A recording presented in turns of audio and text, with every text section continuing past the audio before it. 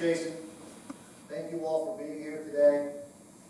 I want to thank everybody for all their part in putting this together. Thank Jason, thank Shannon Riker for all her work and efforts on Rosie's Machinist 751. Yeah, Shannon!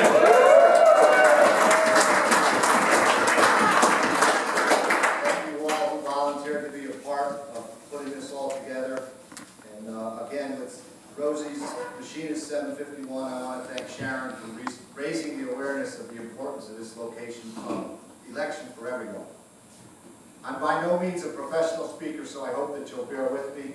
I, like you, am just a man from the shop, or a woman from the shop, just a journeyman trade unionist trying to do a job. As I hope you can see, I'm not the drunkard they make me out to be, or a felon. I don't stand before you wearing an orange suit. I was not fired for poor performance. I was fired because I believe in a novel idea, democracy in the IAM. Yeah.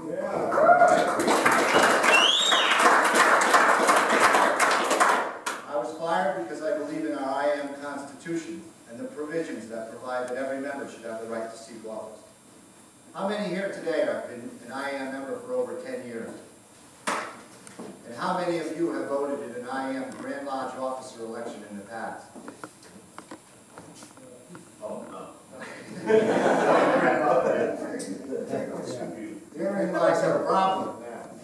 The lack of democracy has fostered a culture of privilege at headquarters, and there is no saying no to those in power, and those in power have learned how best to win an election.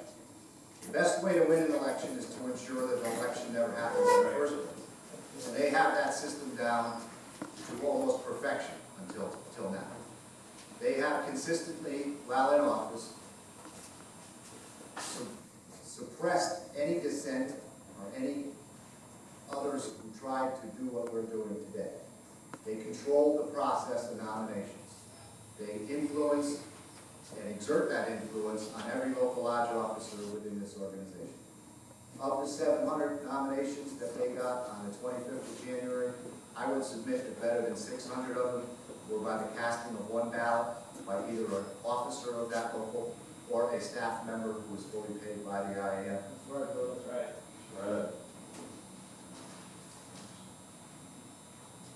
No challenger for IP has forced an election in over 65 to 70 years in the IAM.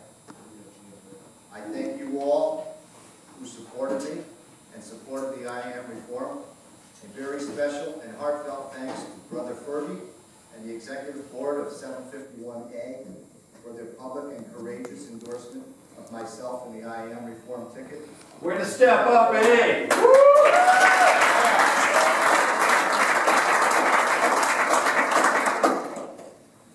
I know many of you remain undecided, perhaps not in this room, but many of our members remain undecided in this election over whether to stick with the tried and true, as they like to call themselves. Good, bad, or indifferent, at least they know what they're going to get. I, for one, wouldn't want to get any more of it. But there's the opportunity to take a chance on someone new and yet unknown to many.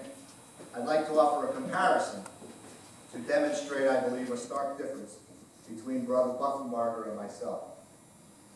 I initiated in the IAM in 1975, and over the course of the next 17 years, served my brother and sister members as shift steward, as committee man, recording secretary, grievance committee chair, local lodge president, for a period of 17 years in railroad shops and yards throughout Connecticut, New York, and a bunch of New England,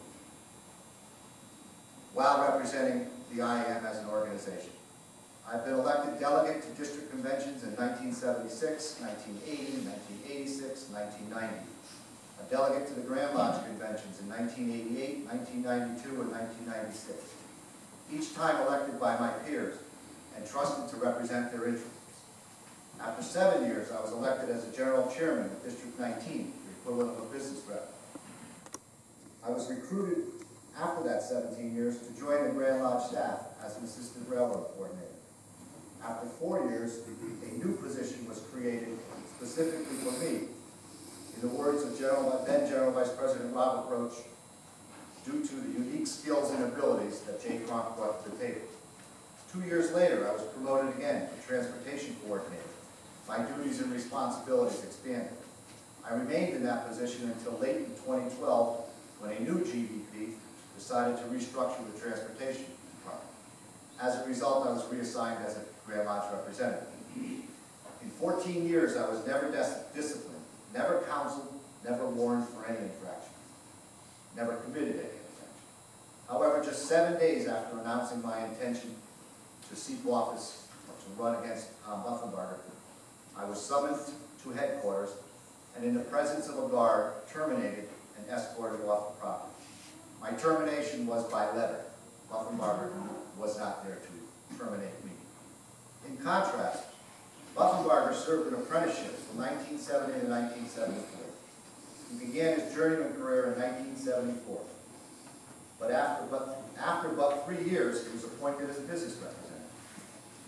As elections for business rep neared, for what would have been Tom's first election, he found himself appointed as a special rep at Grand Lodge, where by 1980 he had gone through the progression to become a Grand Lodge rep.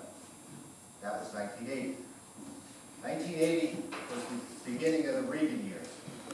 During the course of the Reagan years, our organization was decimated in terms of loss of members. As a result, they were financially very insecure, and hard decisions had to be made at headquarters. There were furloughs to come, many Grand Lodge representatives to be furloughed. However, just before that furlough was enacted, Tom found himself appointed as a special assistant, taken out of the bargaining room, and therefore never faced furlough. So in 1982, when he began as a special rep, he later stayed as a special assistant and then became assistant to the IP for 2 IPs before being appointed international president in July of 1997. Tom Buffenbarger served a period of 3 years with his brothers and sisters as a juryman, and that was more than 30 years ago. At the critical time in your Boeing negotiations, Buffenbarger was confronted with a dilemma. Does he protect the per capita tax of 10,000 jobs, or does he sacrifice the pensions of the journeymen and women who he should have shared an interest with? You know what the decision was. He screwed us. Yeah, that's what he did. He chose to put his interests in the 10 years of per capita tax from 10,000 positions, rather than in the interests of, follow or protect the interests of the members that we have. I never lost my community of interest with the brothers and sisters of the union, and I will never lose my community. After a 22-year absence, I was warmly welcomed back by all my brothers and sisters of the railroad, and it felt as if I had never left. And that, I believe, is the starkest contrast between Tom and I. I am you, you are me, Tom has never been and could never be. I thank you again for being here, and I look forward to victory come April, and let's give Buffy the boot. Yeah!